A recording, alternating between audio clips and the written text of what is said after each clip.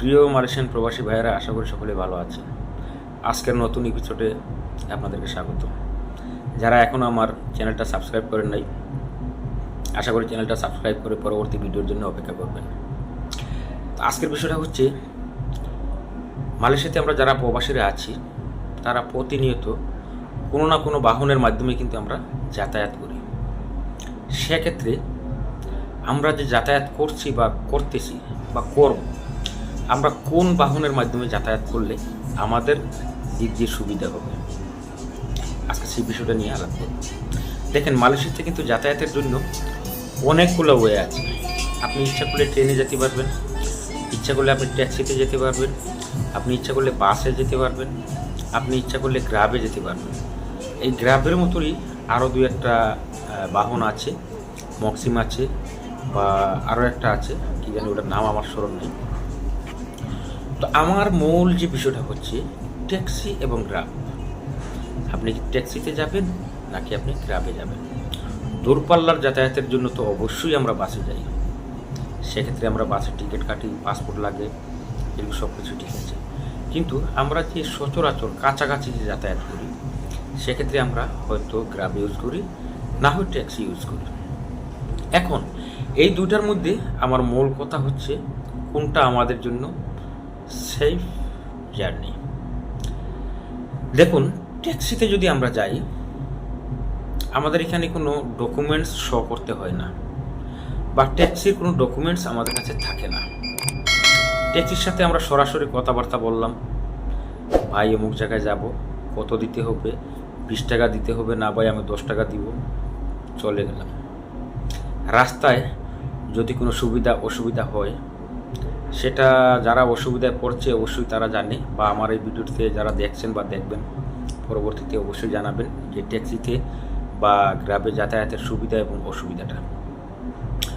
এখানে কিন্তু যারা আমরা ট্যাক্সিতে যাই, আমরা বিশেষ করে অনেকেই আতঙ্কের মধ্যে থাকি, কারণ ট্যাক্সির যাত্রাটা আমাদের জন্য নিরাপদ হয় না। রাস্তাঘাটে বিভিন্ন সমস্যার সম্মুখীন হতে হয়।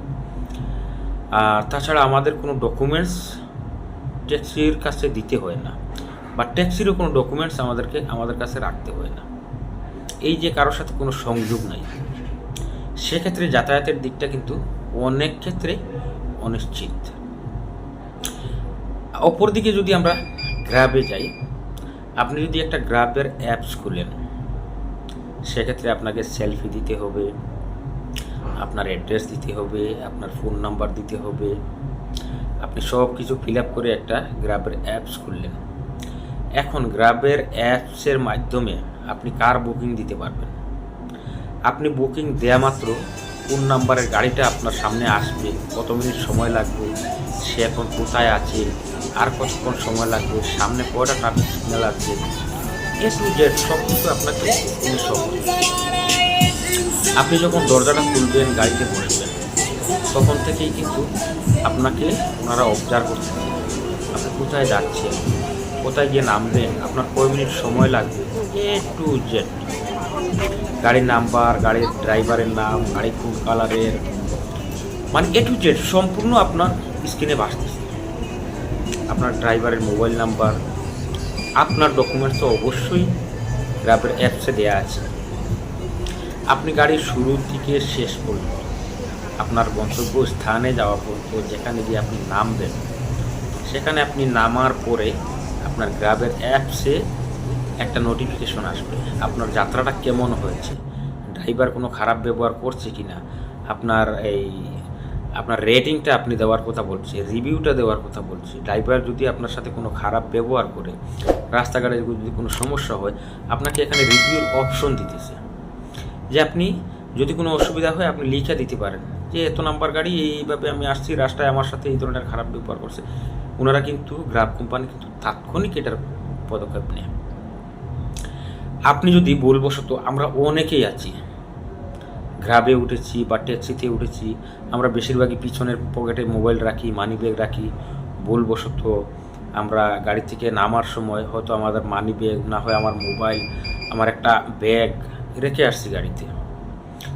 সেটা যদি আমি ট্যাক্সিতে রেখে আসি, সেটা যে আমি ফিরে পাবো আমার নিশ্চয়তা 10%।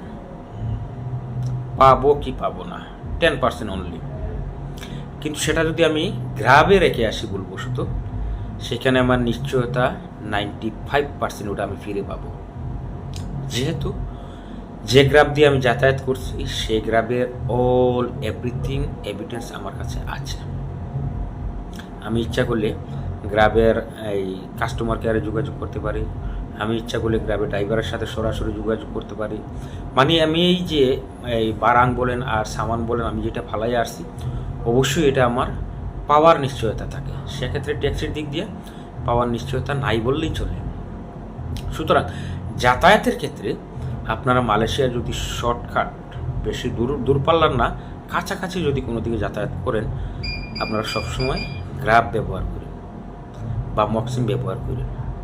ট্যাক্সিতে যাওয়াটা আমার মনে হয় না ততটুকু সুবিধা হবে। তো আজকে যে ভিডিওটা যদি আপনার কাছে ভালো লাগে, আমার চ্যানেলটা অবশ্যই সাবস্ক্রাইব করে রাখবেন। পরবর্তী ভিডিও প্রবাসীদের জন্য নিয়ে আমার এই চ্যানেলটা কাজ করে। প্রবাসীদের যে কোনো ধরনের আপডেট আসার সাথে সাথে যাতে আমি ভিডিওটা আপলোড দেওয়ার সাথে সাথে যাতে আপনার কাছে চলে যায়, চ্যানেলটা সাবস্ক্রাইব করে পাশে থাকা বেল আইকনটা বাজিয়ে রাখবেন। পরবর্তীতে আবারও কথা হবে, দেখা হবে অবশ্যই কোনো না কোনো ভিডিওতে মাধ্যমে। আল্লাহ হাফেজ, ভালো থাকবেন। আসসালামু আলাইকুম।